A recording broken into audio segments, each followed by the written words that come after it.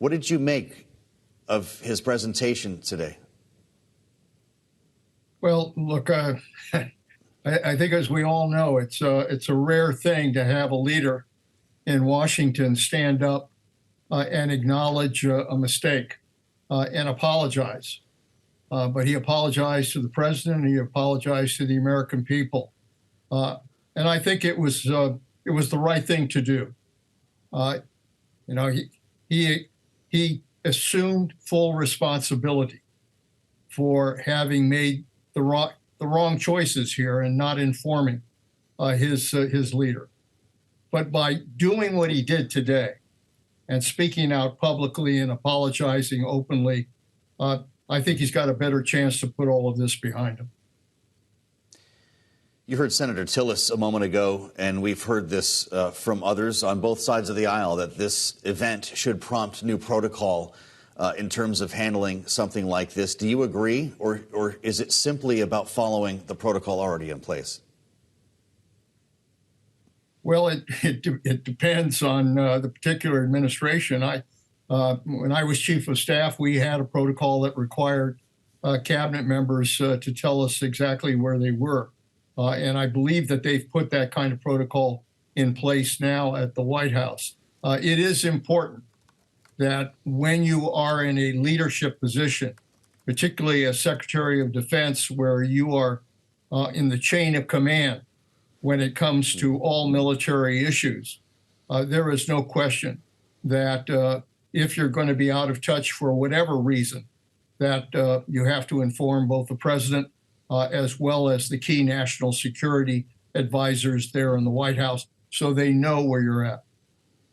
Many assumed he'd be talking about military strikes when this news conference was added fairly late in the morning. It took place at 10:30. We didn't have a lot of notice.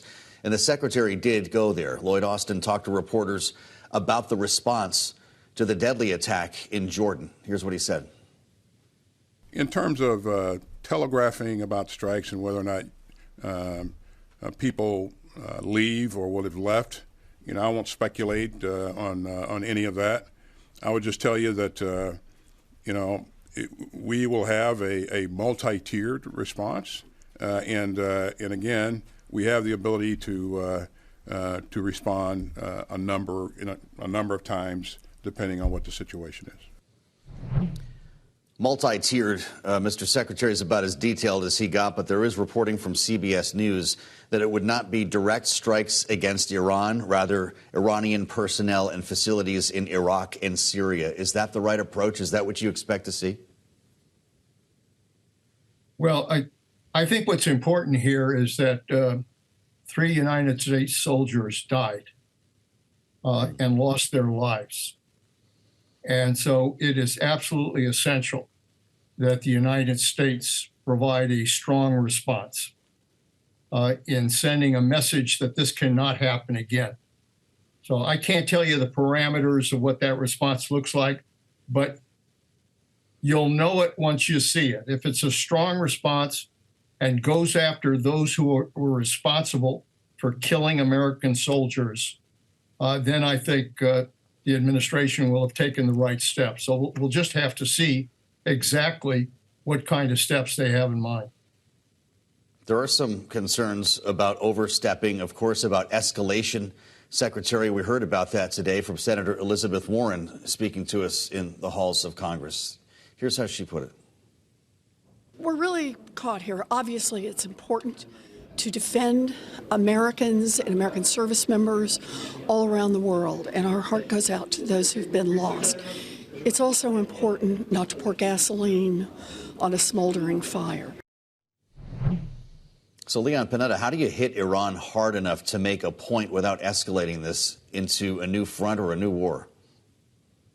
Well, you always walk a fine line between deterrence and escalation and war.